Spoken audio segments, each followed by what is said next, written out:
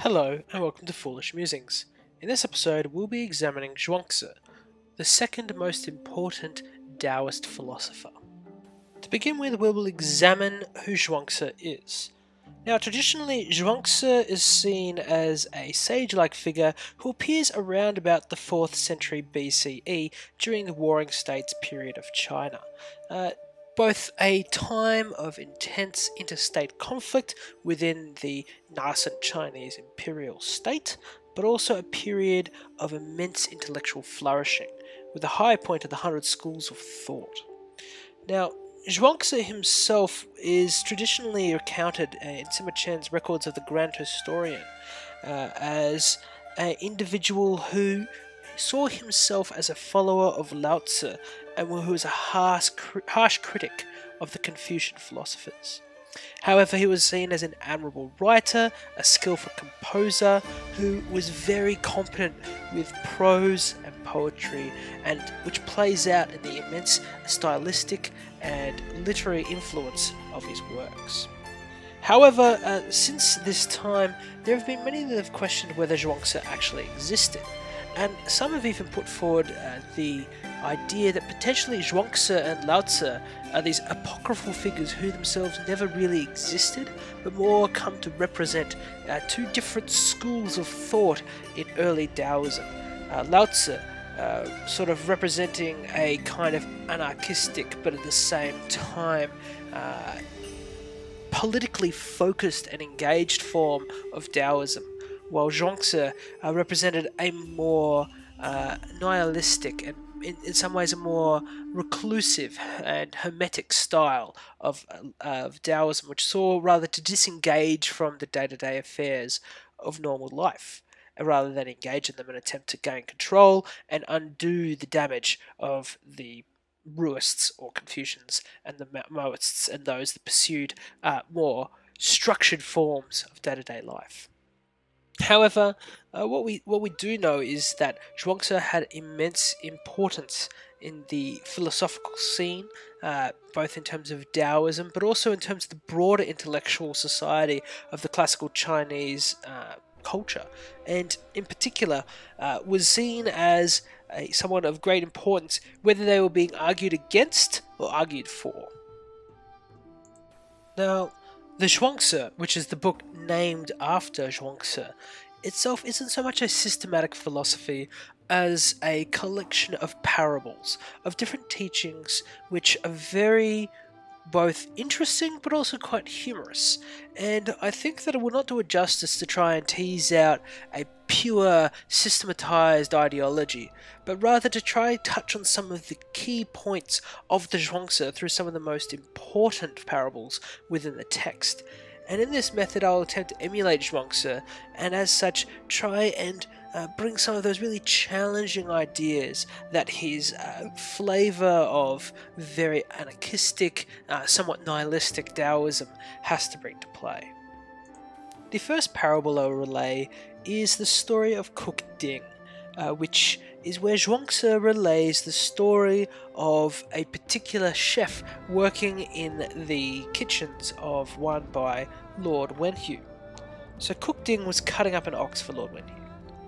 At every touch of his hand, every heave of his shoulder, every move of his feet, every thrust of his knee, zip, zoop, he slithered the knife along with a zing, and all was in perfect rhythm, as though he were performing the dance of the mulberry grove, or keeping in time to the dingshaw music. "Ah, this is marvellous," said Lord Wenhu. "Imagine skill reaching such heights." Cook Ding laid down his knife and replied, "What I care about is the way, which goes beyond skill. When I first began cutting up oxen, all I could see was the ox itself, and 3 years I no longer saw the whole ox. And now I go at it by spirit. I don't look with my eyes. Perception and understanding have come to a stop, and the spirit moves where it wants. I go along with the natural makeup, strike in the big hollow, guide the knife through the big openings, and follow things as they are. So I never touch the smallest ligaments or tendon, much less a main joint. A good cook changes his knife once a year, because he cuts. A mediocre cook changes his knife once a month, because he hacks. I've had this knife of mine for 19 years, and I've cut up thousands of oxen with it, and yet the blade is as good as though it has just come from the grindstone. There are spaces between the joints, and the blade of the knife has really no thickness.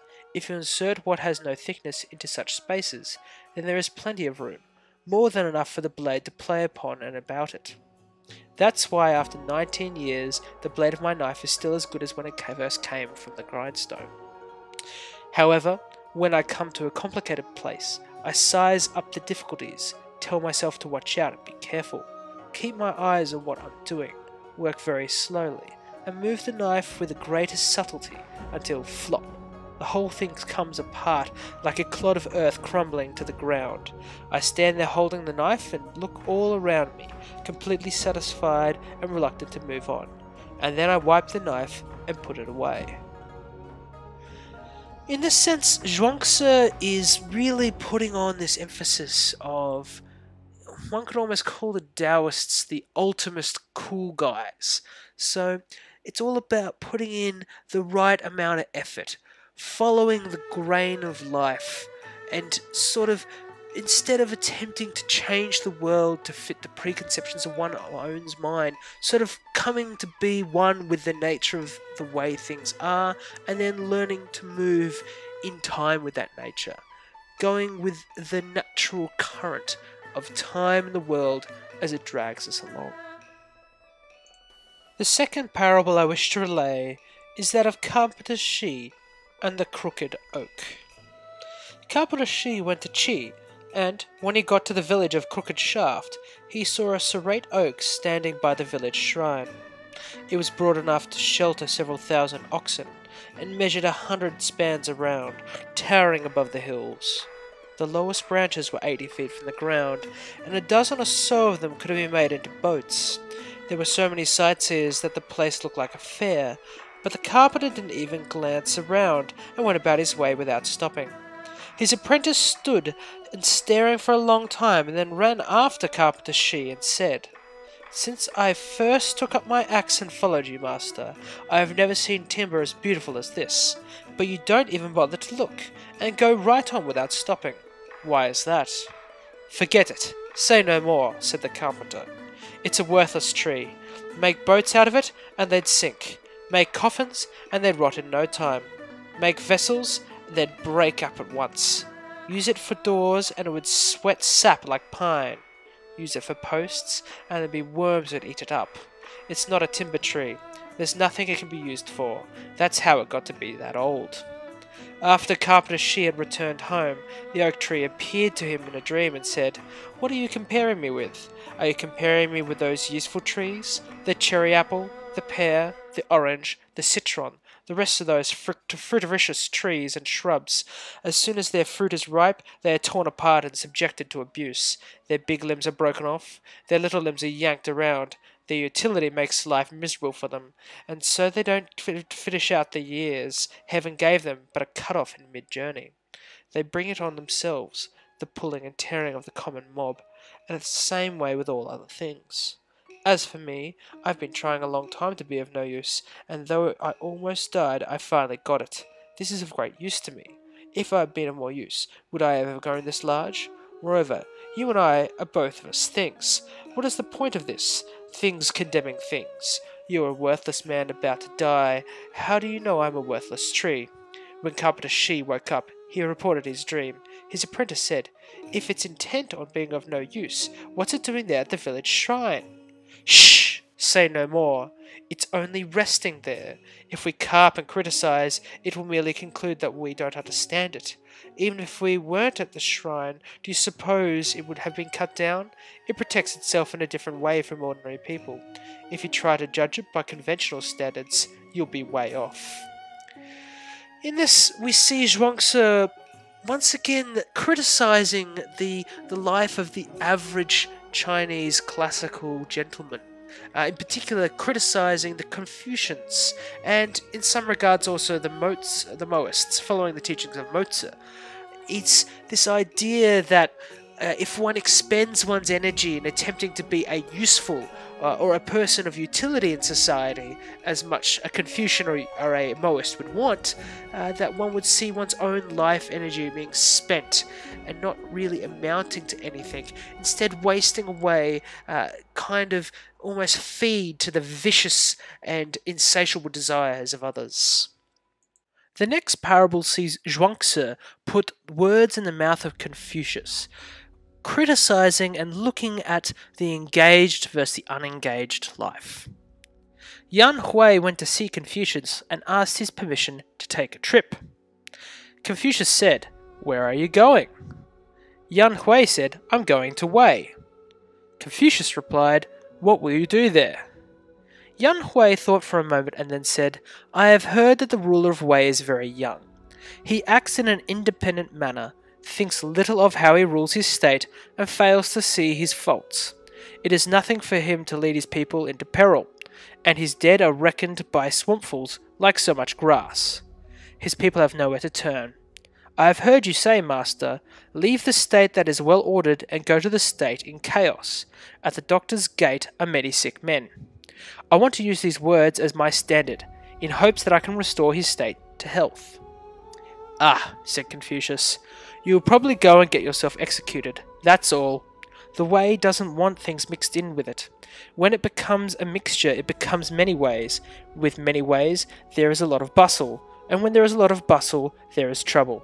Trouble that has no remedy. The perfect man of ancient times made sure that he had it himself before he went and gave it to others. When you're not even sure of what you've got yourself into, how do you know you have the time to bother about what some tyrant is doing? Do you know what it is that destroys virtue and where wisdom comes from? Virtue is destroyed by fame, and wisdom comes out of wrangling. Fame is something to beat people down with, and wisdom is a device for wrangling. Both are evil weapons, not the sort of thing to bring upon your success. Though your virtue might be great and your good faith unassailable, if you do not understand men's spirits, though your fame may be wide and you do not strive with others, if you do not understand men's minds, but instead appear before a tyrant and force him to listen to sermons on benevolence and righteousness, measures and standards, this is simply using other men's bad points to parade your own excellence. You will be called a plaguer of others. He who plagues others will be plagued in turn. You will probably be plagued by this man. And suppose he's the kind who actually delights in worthy men and hates the unworthy. Then why does he need you to try to make him any different? You have best keep your advice to yourself. Kings and dukes always lord it over others and fight to win arguments. You will find your eyes growing dazed, your colour changing, your mouth working to invent excuses, your attitude becoming more and more humble, until in your mind you end by supporting him. This is to pile fire upon fire, to add water to water, and is called increasing the excessive. If you give in at the beginning, there will be no place to stop. Since your fervent advice is almost certain not to be believed, you're bound to die if you come into the presence of a tyrant.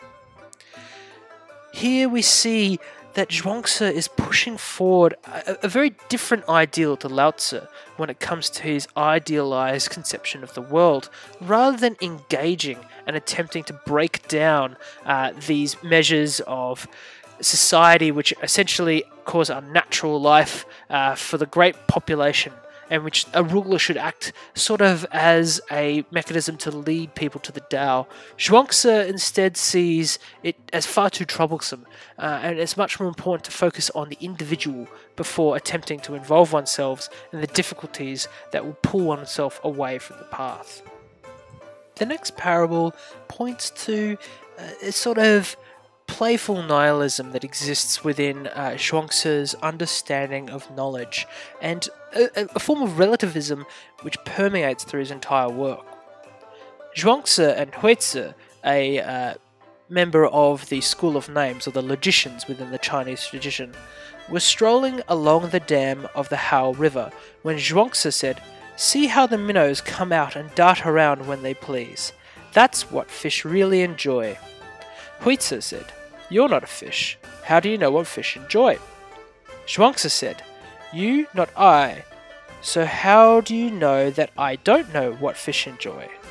Huizi said, "I am not you, so I certainly don't know what you know. On the other hand, you're certainly not a fish, so that still proves that you don't know what fish enjoy. Zhuangzi said, "Let's go back to your original question, please.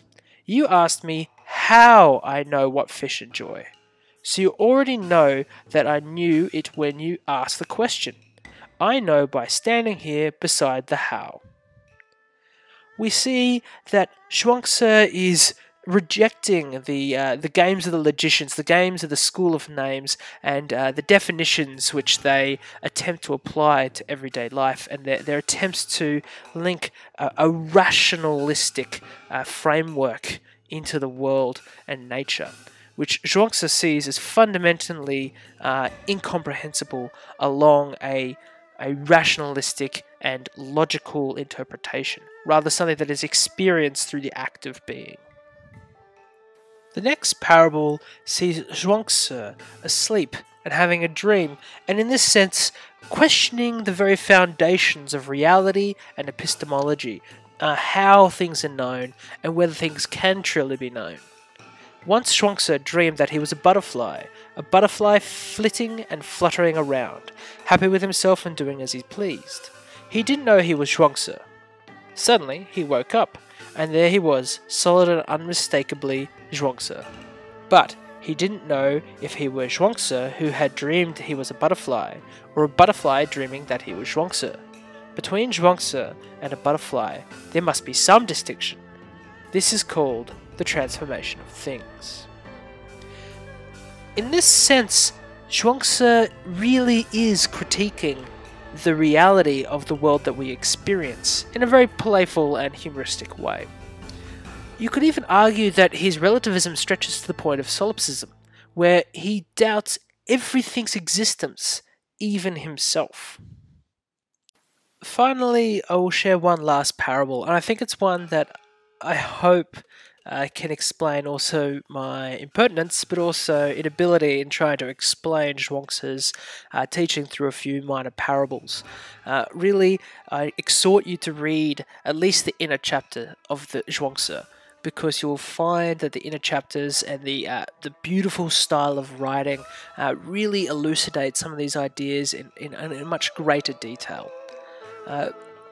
Zhuangzi is very critical of the idea that words or even conventional morality has some sort of inherent meaning, and I think that this is best displayed in the finishing of one of his own parables. The fish trap exists because of the fish. Once you've gotten the fish, you can forget the trap. The rabbit snare exists because of the rabbit. Once you've gotten the rabbit, you can forget the snare. Words exist because of meaning. Once you've gotten the meaning, you can forget the words. Where can I find a man who has forgotten words so that I can have a word with him? In conclusion, we really need to see Zhuangzi as one of the two giants of early Taoism. Along with Lao Tzu, he was highly critical of the traditional status quo, both from a Confucian standpoint, the school of the Ruists looking back at the classical past as something to be cultivated and revered, and also equally quite critical of those who would seek to change society through radical reform, such as the Moeists or the legalists. In this sense, Zhuangzi is also in some ways quite different from Lao Tzu, although he shares some of the similar conceptions of the Tao as being that sort of ever-changing, non-graspable by a rationalistic mind concept. It is inherently an ideal of withdrawal, of removing oneself from the troubles of normal society, and sort of a hermetic ideal. On the other hand, where Taoism under Lao Tzu sort of took a path more towards the idea of a central monarchy under a central king, a similar convention to that seen in Confucianism and Moeism, but rather taking its own very different path with regards to how the society should be run.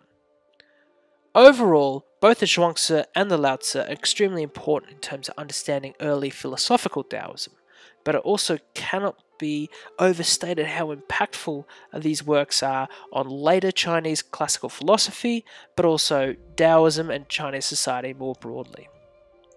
Thank you for listening to this episode of Foolish Musings. If you enjoyed the episode, please subscribe or follow me on my blog at foolishmusings.com.